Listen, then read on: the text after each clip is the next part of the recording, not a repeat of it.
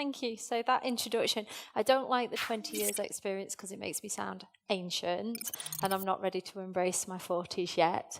And yes, I worked, after just having a conversation about changing the world, I did 15 years in defence at BAE Systems, but I'll talk a little bit about my journey shortly. So the purpose of the workshop is to talk about taking on your first employee or hiring your first employee. And so in theory, this is what it should feel like. It should feel like child's play. It should feel like a fairly straightforward process. But the reality is more likely to look a bit like this. These aren't my photographs, by the way. And so as we work through the process this afternoon and look at the workshop, what I'm going to try and help you do is explore the different options you've got, not as simple as just recruiting, but other ways you can get the work done. And I'm going to get you to do quite a lot of practical work. So by the end of the afternoon, hopefully you'll have lots of things you can take away to put into practice, or to share with other people, maybe if you're not quite at that stage yet. And if you're already at that stage and you've already maybe made that move and made that first employee move, then again, you can do a double check that you have covered off some of the important things. Lots of us take different journeys to get where we get, but ultimately there's a number of steps, however they happen. So we have this great idea, we build it, we test it, finance it, sell it, and at some point we realise we're going to grow, and that's when it all gets a bit sticky and a bit difficult. And so very much it's about exploring these things, and it does happen for quite a lot of companies that at that point where they need to take employees on, they're so busy that they're going, I need help, that they want to do something fast. And then what usually happens is at some point not long after that, I get a phone call saying, can you help me? It's not working, it's not right, that person's walked out, we've fallen out, they're not performing, they weren't what I was thinking. And so then we've got to unravel all that work or all that time or not to try and unpick and fix the issue. And that happens quite often. So I think someone mentioned about getting prepared, and I think getting prepared is one of the key points. So one thing I've started doing to people when they say, well, we're growing and we're going to recruit, is just say stop and pause for a minute. And while you're pausing, ask yourself some questions. So what was your business strategy originally? What were you trying to achieve? What was your purpose? What's in your plan? Have you even got a plan? This one's really important. What do the numbers tell you? So you might feel very busy, but are you busy doing things that ultimately generate income? Can you afford to actually pay that person to do what you're going to do? What resources do you need? So is it a person, a person with a specific skill set? Is it just, I need somebody to be there when I'm not? So what is the activity? And the last one, check your lean canvas. So if you've done all the work, if you're on the Tech Manchester, if you're on the mentoring scheme, I know MMU do something as well that's very similar. Get those plans back out and really think about what was your intention, or is it just today you're panicking, or you've had a bad week this week and you feel like you just need somebody with you to help you, and so it becomes a bit of a knee-jerk. And ultimately, what you're looking to get out of it is trying to get some real clarity on what you're trying to achieve by going through the hiring process. The first thing I'm just going to get you to do, and we'll just do it as a conversation in the group, is to think about, so how do we fill the gap? So we've identified that there is a gap, there's a requirement of some description within our organisation or company. But what are the different ways we can fill it? So I think we've had some conversations on the tables, but if we shout a few ideas out, so what are the different ways we could fill this gap? Contractor. Someone said contractor over here. What else? Find a co-founder, absolutely. Outsource, yep. With the stories that go with it. Someone else is shaking their head and going, no, don't do that. As I say, we had university students, absolutely. Yeah, working extra hours, doing it ourselves. Yeah, working time directive doesn't apply to you guys, does it? So these are just some of the ways. I noticed as I was rereading my slides, I've left one really important one off here. But yeah, so permanent recruitment, full-time recruitment, part-time recruitment, some sort of fixed-term activity or 0 hours contracts can be quite useful. Use somebody who's self-employed, so they're not an employee of your company. Consultancy companies or consultants as individuals, freelancers. Look for volunteers, look for an intern, so that connects you sometimes with maybe somebody who's finished uni rather than, but is looking to get something useful on their CV. Put some sort of retainer in place, so it might be a service you don't need all the time, but you want to be able to call on that person for expertise. And I know that's something that I do, and people find it quite useful just to have a reassurance that when something does go wrong, they can pick up the phone and they know they can ask the questions. Outsource friends and the pitfalls that come with asking friends to help. Do it yourself. Work experience, again, family, just don't bother. So actually, sometimes we go, I need somebody to do this, and then if you actually stop and think, how much of that difference is that going to make to the company? So there might be other solutions. So good examples might be, is there an app that can help you do it? Is there a program that can help you do it? So if you're thinking maybe I need a PA, actually, could I just put some good software or some good technology in place to help me do some of these things rather than needing a person? The other one that's not on there that I'm very remiss of me, I should put on there, was apprentices. Apprentices are a great resource, but you need to have time to train people when you take on an apprentice. So they come with a responsibility in terms of taking on an apprentice, but there is some great apprenticeship organisations out there. So particularly if you're in tech, I think it's worth just pausing for a second, doing a promotional advert slightly. There are some great apprentice resources available. There are some great apprentice providers.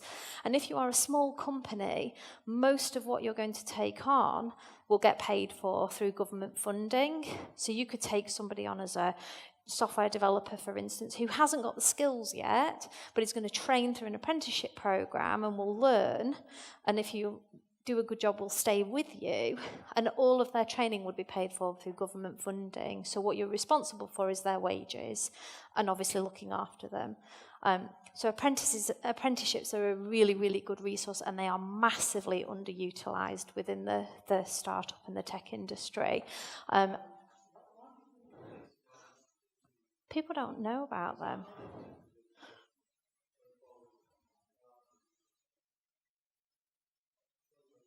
Why they're not used?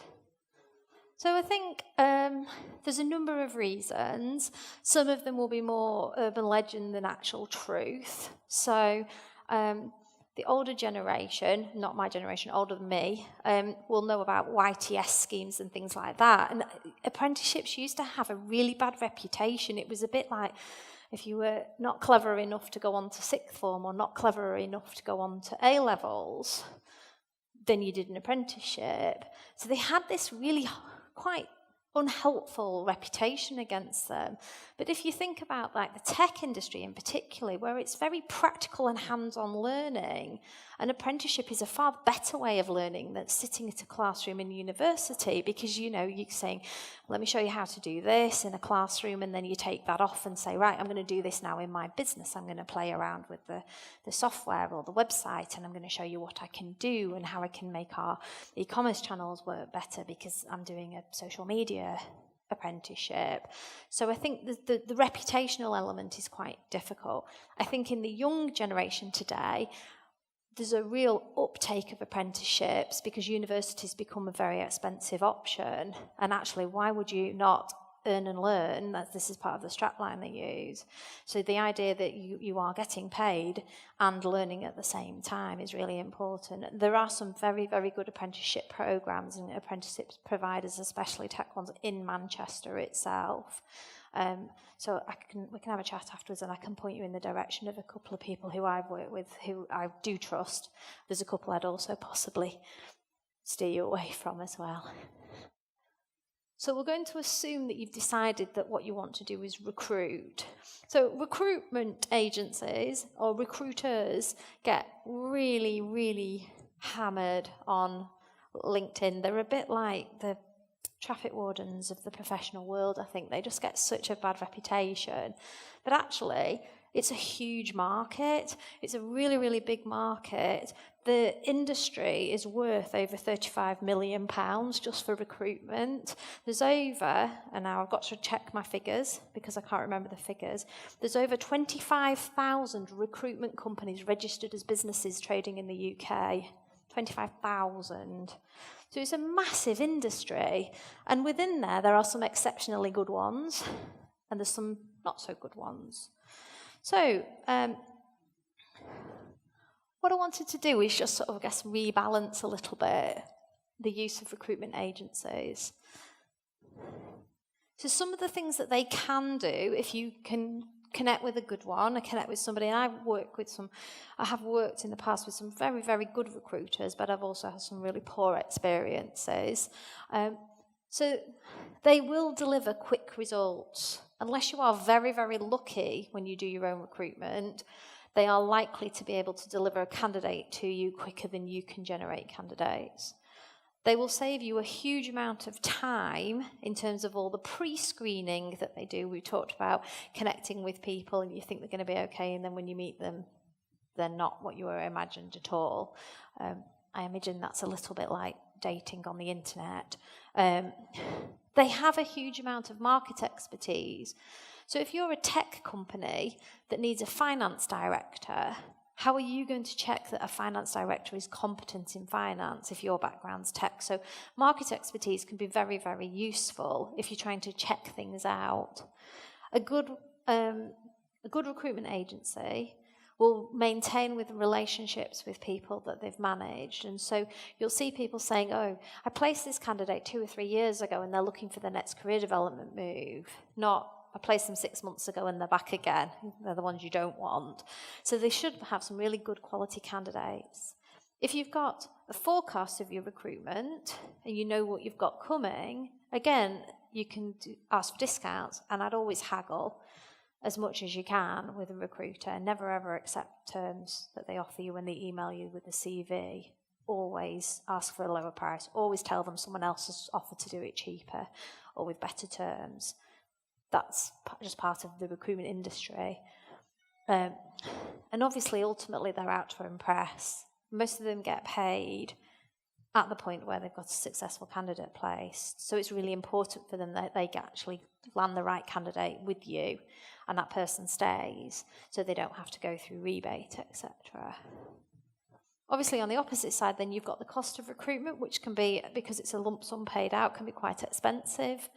The terms can be real tricky. So again, I had an experience 18 months ago. I went in to see a company who's got, I think, about 70, 80 employees, and I was chatting to the MD about something completely not to do with recruitment, and he said, oh yeah, we've got loads of recruitment ongoing. And I just said, out of interest more than anything, oh, how do you recruit? What do you do? Thinking they're big enough, they've probably got somebody doing it for them or helping. And he goes, well, the managers all go out to agencies, and then people just arrive when they arrive, sort of thing. I thought, oh, that sounds a bit strange. So maybe you just have a quick amnesty and ask how many vacancies you've got within your teams and what terms on. So he goes, well, you do it. Just go and ask the teams what they're up to. So he emailed out just saying, if you've got any recruitment, tell me what you're doing and tell me which agencies you're with. And if you've got terms, just ping the terms across.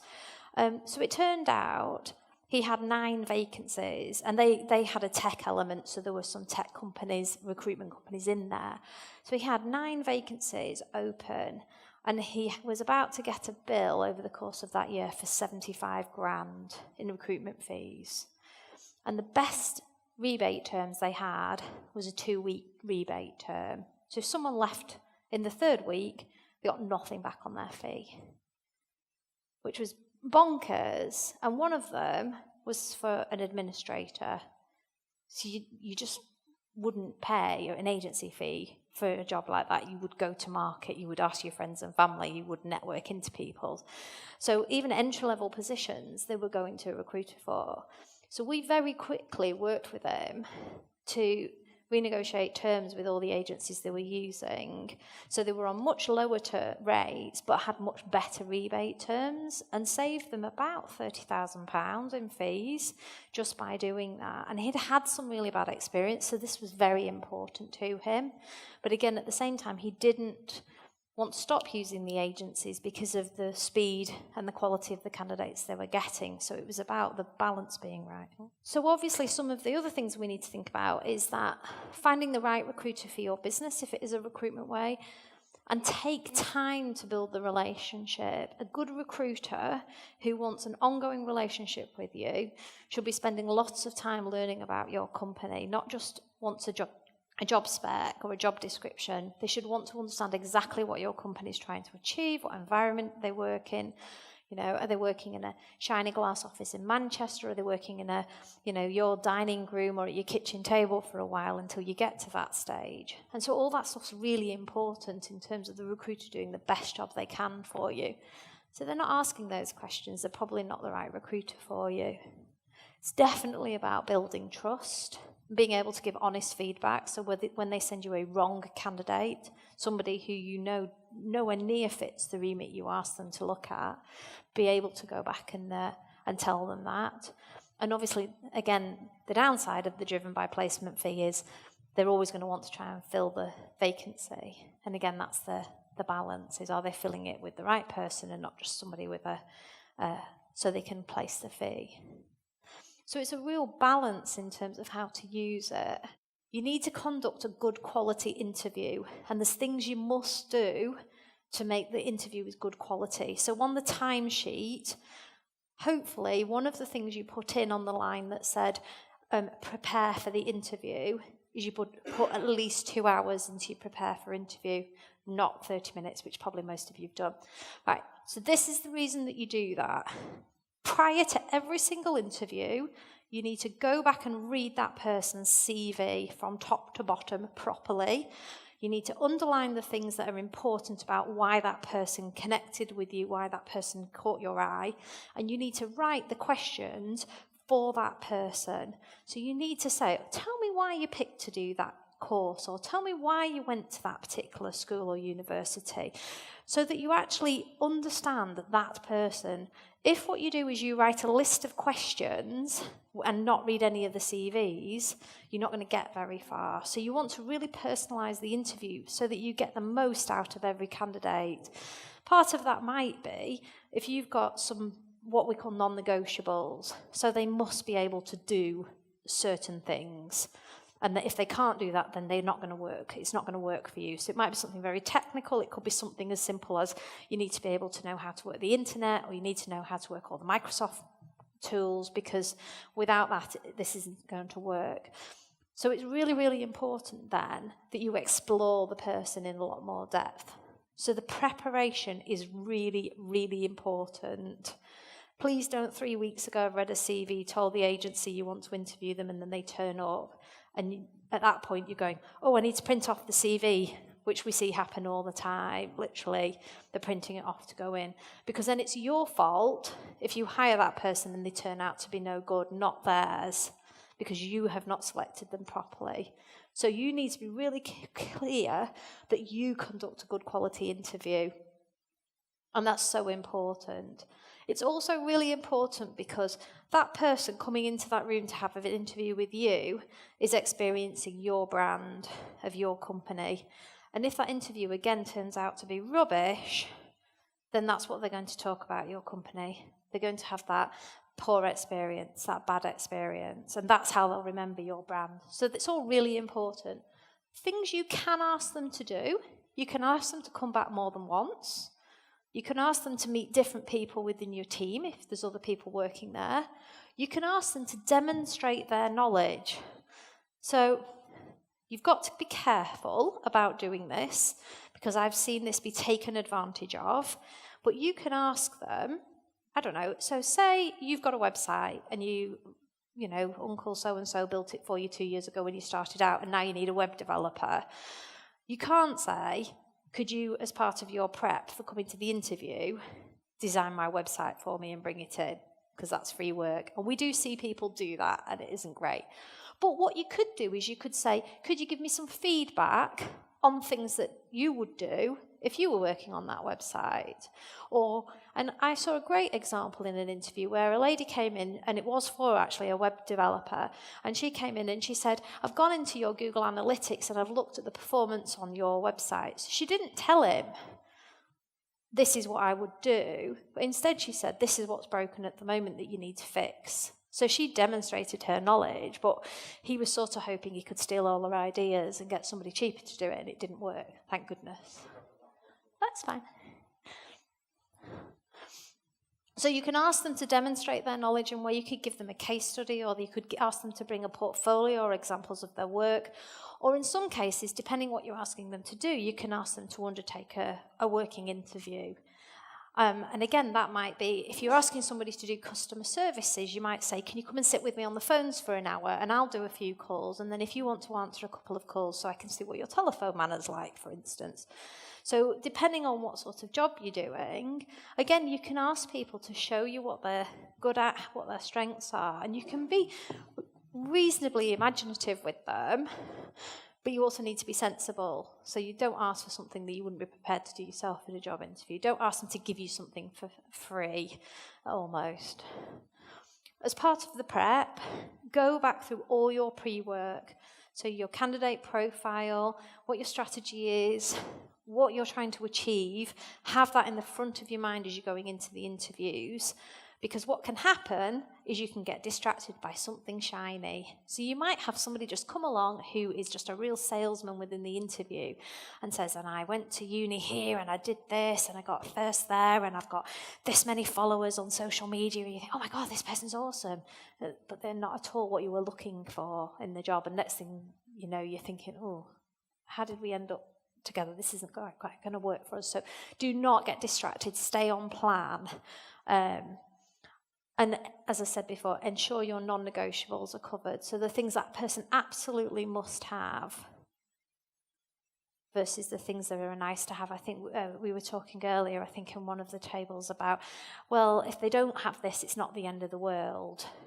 But if they did, it would single them out from the rest. So again, those essential, desirable. Okay, so we've got the candidate, we've got somebody we love and who we really want to come and join our wonderful company. So this is the slightly dry slide, but it's really, really important. So, offer letters, contracts or terms of conditions, handbooks, policies and procedures, compliance, payroll, pension benefits are all really not very interesting things if you're building apps, building websites, doing social stuff, changing the world. These aren't very interesting, but these are really, really important. And the best way to describe these is, if you go into a shop and buy a shirt, you'll get a receipt for it, or they'll take your email so they can email a receipt to you. And you'll probably stick it in your wallet or in your back pocket. You will never ever think about that receipt again. Then 2 days later, you wear the shirt and the pocket rips. And now you need to take it back to the shop because something isn't quite right with this. It's not fit for purpose. And you want to take it back. What's the first question they always ask? Have you got the receipt for it? Right.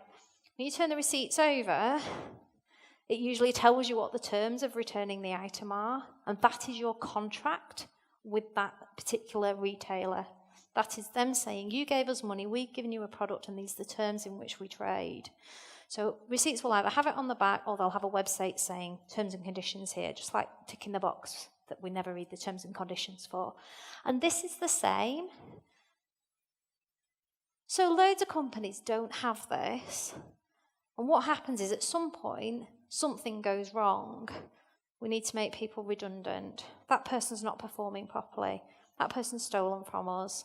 This isn't working out because. And at that point, you need your rules, because then everyone understands exactly what's going to happen in those circumstances. So 90% of the time, you give them out when they start, and hopefully you never have to think about them again, because it says, this is the terms of our relationship. You're going to come to work and do these jobs, and I'm going to give you money in return. and I'm going to pay you some holidays and some pension. And then on the day I forget to pay, you can say, Penny, but you said you were going to do this. This is what our agreement was. And so that's why this is really important. You shouldn't be getting out every day and hitting the employee over the head over it, but it should be there to reassure all parties that we all know what the rules of the game are. And so that's how very much I try to treat it when I'm getting employees to think about it. So obviously the offer letter has statutory minimum in it. And what that means is there's certain things we are supposed to by law state in an offer letter. So what day we started work on, how much you're going to pay me, if I've got any other entitlements. So the standard terms, whether there's a disciplinary and grievance policy. And if you go to ACAS actually have a small business owner's guide that you can download. It's about 70 pages long, but it tells you everything you should be doing at different points in the relationship. And it's a great guide. It's 70 pages long, but there's a lot of green space in it. But it gets you to think about, actually, there's things I might need to do and not do. Obviously, the contract and terms of employment, this is a lot more detailed. So it works the same way as an offer letter in terms of it sets an agreement with us, but there's key things in here that can really, really protect an employer. So for instance, as a tech company, you may have some very, very important property rights. You might have some very confidential things that you've got within the company. So it might be an algorithm, it might be some new software that you're trying to develop. And you don't really want that employee to take that software and poodle off to their next employer and tell their next employer about it. So within here, you can have confidentiality agreements. You can put restrictive terms in it, which again will protect you to some degree in terms of if they do then breach them, you can in theory take them to court and do something about it. The reality is most people see them in the contracts and it's enough to put them off, wanting to test whether they would work or not. So there's lots of useful things that protect an employer in there. And then the handbook is more about the way things work around here. So it might describe what happens if you're running late, what happens if you're sick, what do you need to do, what are your obligations, and what might happen if you don't follow them. And that can be, again, if you Google handbooks, there's hundreds out there. Lots of companies I work with, when you say, have you got a handbook? They're like, I've got one that I've taken from a previous employer, or that I've downloaded off the internet. And then when I say, can I have a look through it? It's like, it's still got the name of the previous company in it, or, it refers to a service that company had provided that this company doesn't do, because they've never read it through properly. So fine, if you want to go and pinch one off somebody else, that's fine, as long as you do actually proofread it and make sure you've not just committed to giving somebody extra holidays or sick leave or something that you weren't intending to. Other policies and procedures just could be something very specific for you. So it could be an IT security policy, so specific to your company. It could be social media policy. So lots of companies now ask their employees to post about the company and what the company's doing. Whereas in the olden days, they used to say, don't say who you work for on the internet and all the rest of it. So we've moved on. Actually, most policies say, please don't post anything political, racial, harassing, so there'll be a list of things they say, please don't associate these subjects with our company. So we're happy for you to say, yay, we had pizza for lunch in work, but please don't then say, we've done a poll to see who's going to vote for Brexit. So there's things you want to stay away from and not associate with. So again, there might be policies that are specific to the company that you want in there to help protect you. Compliance, so this is a really interesting one. Depending what your industry you're in, you might have regulators that you have to comply with. So it could be something like the dreaded GDPR. So protecting data of your customers is a really, really important issue these days, and it's quite easy to breach if you get it wrong. It could be that you are regulated by a financial institution or a medical institution or an academic institution, and so you may have specific, again, compliance things that you have to do to allow you to trade. And then the final one, payroll, pension and benefits. Unless you are very, very good with attention to detail, know how to run a payroll, outsource it. Give it to somebody who is good at it. They're not hugely expensive, but I would always try and find a payroll bureau, a payroll provider who will do it for you. Because every time an employee's tax code changes, you've got to remember to do something with it. Every time the pension contribution changes, you've got to remember to do something with it in your payroll. So for the sake of a bit of money going out every month, the amount of time you will spend faffing around trying to figure out what on earth to put into your payroll software, I would always recommend you outsource it. Within there, and I guess this is important, is when you do your benefits package, you want to think about not just your first employee. Loads and loads of companies do this. So when there's 4 of you, you can afford to pay sick pay every time at full pay. When there's 50 of you, it becomes an expensive experience. So you want to think about what is the probability of how big your company is going to grow, and what are the benefits you want to put in for everybody if that company does grow. So you could create a monster for yourself. So it's about, again, keeping that balance in terms of what you want to give people or not give people. You know, if the first 4 people to join the company, you all give them equity in the company, have you set yourself up to always have to share, you know, create shares, create equity for other people to join? So it's really important to think about what are the benefits you want to offer, and which are the ones that are most important to the candidates you're trying to attract. We've got some really interesting case studies about where we had a number of companies. They were all in the care sector, and they were offering free gym membership, reduced gym, corporate gym membership, and things like discounted mobile phones and things like that, which sound like really interesting benefits, but their staff was made of 80% people on minimum wage, where the reasons they weren't coming to work is because they couldn't afford to buy washing powder to wash their uniforms, and they had to come to work in a clean uniform because they're working in care homes. So it's like, these people are so far away of being able to afford corporate membership. Why on earth are we offering it? So they did a huge piece of work and went out and said, what are the things that will make your life better? What will make it easier to come to work? And as a result of that, they scrapped all the expensive stuff they were doing. And what they do now is when you get to work for this particular care company, your uniform is clean and hung in your locker, and a company does that service for them. So they'll never again have anybody not turn up to work because they couldn't afford to wash their uniform. So they really tried to think about how to make it better without having to spend a huge amount of money, but got something that connected to them. So benefits is really important. So onboarding or induction, it doesn't matter what you call it. So staff who have a structured and well-planned onboarding experience are 69% more likely to remain with a company for up to 3 years.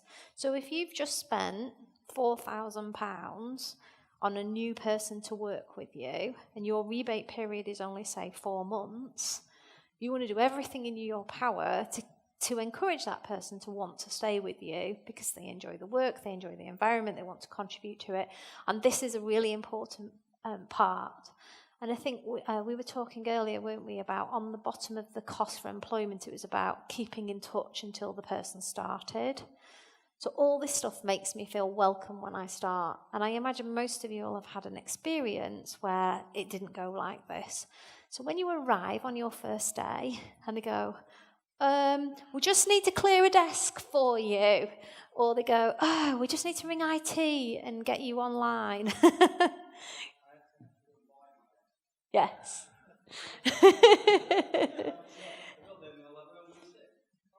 Oh, yeah. Brilliant. I love it. And it makes you feel like they just weren't quite ready for you, or they maybe didn't value you very much. And so simple things like you've got somewhere to sit that's yours, or even if you're hot desk, being able to say, there's this many hot desks, you can sit where you want. So people, you're not going, I don't want to offend anybody by sitting at, their desk. But that the computer's ready so they can be operational from when they arrive. There's nothing more sort of like soul destroying than being all excited, new first day in a job, and then you're like, well, I've sat there all day and I've spent 2 hours on the phone to IT getting a password and all the rest of it. So be prepared for them. So if you've got things that encourage people to feel welcome, and lots of companies, and again, if you go and search onboarding and induction, there's some really interesting stuff out there about what different companies do.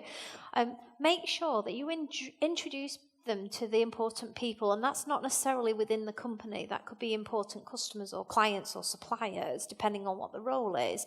So they know, even if it's just, here's a photograph of the CEO, or here's a photograph of the finance people, because if they pitch up one day and you've sat with your feet on the desk, maybe not making the right impression, you might go, oh, they're the finance guys, just stand up a bit smarter and everything. So introduce them to the important people. Explain what the company's there to do. So we were talking in the break about our why. We were talking about our purpose. So don't just describe what that person's job is.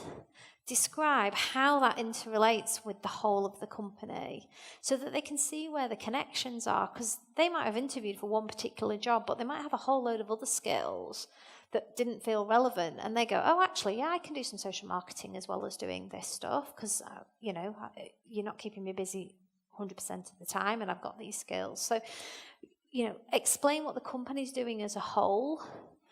Make sure both parties have a clear understanding of what is expected of the other party. So that's not just saying, you're here to work and do these tasks. That's about me saying, and to allow you to do that, I'm going to have to spend time with you every week or every day to describe what's happening and to tell you what's going on with our customers or to tell you what's going on with our suppliers. So it's about being really clear about what the expectations are from both parties.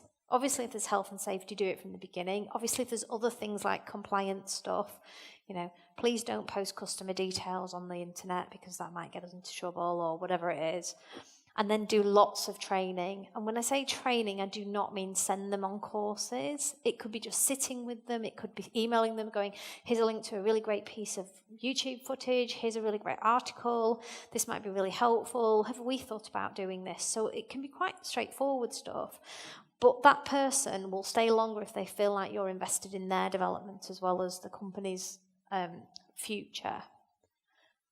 And as I say, there's loads of different variations out there. I saw a photograph last week, which was of, do you remember the Guess Who board game?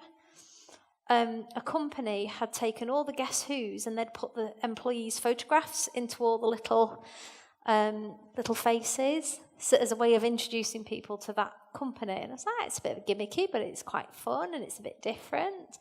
And we see lots of different ways and fun ways, I guess. But it has to be important. It has to connect people. As you say, it creates relationships within the company, creates support networks, and creates a knowledge in the company. And so those things can be really, really helpful and really, really powerful. So this is just a reminder that the relationship doesn't stop. So following the induction onboarding, you are now responsible for people within your business. So it's not quite as scary as bringing home a new baby, but not far off. It's actually, you're now responsible for somebody else's wage. So you've got to make sure there's enough money in the bank every month to pay those wages. I know lots and lots of, when you see entrepreneurs being interviewed, they will all say at some point, what's the scariest moment? And it's like not being able to meet payroll. When you're literally chasing money out of your suppliers or your customers to make sure you hit payroll. And it's scary, but you're responsible for that now. And, that person then has a mortgage to pay or kids to feed or whatever. And so it goes on. So these are some of the things that can occur and will occur within the life cycle of the employee. So engaging with them, developing them, performance managing them when maybe they're not quite doing it the way you want them to. How are you going to change that? How are you going to reward them, as the business grows and succeeds? Are you going to give them a share of that? Are you going to give them bonuses, commission? When the employee relations issues, so when it's not working, when it starts to break down, when there's disagreements, how are you going to, oh, there's a spelling mistake in there. How are you going to career develop that? So how, are they going to stay doing the same job forever, or actually you're going to give them challenges? Are you going to see them stretch and grow as you grow? And also sometimes being really brave and saying, it's time to say goodbye for whatever reason. Either you've outgrown the company, we've changed direction and you don't work, it just doesn't fit, I've made a bad recruitment decision, we've just, for whatever reason, decided to part company, it's a redundancy, it could be a retirement. So there's lots of reasons people exit, and sometimes that's quite a difficult decision to make as well. So these are some of the ways people can leave. So straightforward resignation, they're nice and easy. Someone retires, TUPE. Everyone know what TUPE is? No, not everybody. So transfer of undertakings and the protection of employees, employment. Basically what this means is, if you're delivering a service, a good example, so I'll do an easy example everyone understands. So you own a company that has a staff canteen, and the chef works in the staff canteen, and you decide that you no longer want to be bothered running the staff canteen, so you outsource the staff canteen work to a third party. There's plenty out there that do it. At the point where the work's moving, the work still exists, it's still going to be delivered, this piece of legislation means that the employee goes with the work. So they transfer from your employment to whoever the new provider is. No. So the legislation says they have to transfer, and they have to transfer on what they call protected terms. So if you've got a contract with me and I'm being TUPE'd out, when I go to work for Trish in the future, she has to honour the contract terms that we'd agreed. So she has to pay me the same rate, provide me with the same employment. And it's complicated, and I'm not going to do a lecture on TUPE because we won't be going home at 6. But it's something to know about, because at some point someone might say, that's a TUPE, and then you'll need to go, right, okay, I need to know more information about it. Or say you provide an IT service, and then you take on an in-house service into your organisation. That organisation might say there's TUPE now, so you're getting 2 employees as well as a contract. So it could work, but it can in and out for you. You might make somebody redundant, so you might no longer need that service, and so you make that person redundant. You may have to dismiss them, or you can also exit people out on settlement agreements. And so that's usually your solicitor is involved at that point. And again, they're quite complex, so I won't go into them in any great detail.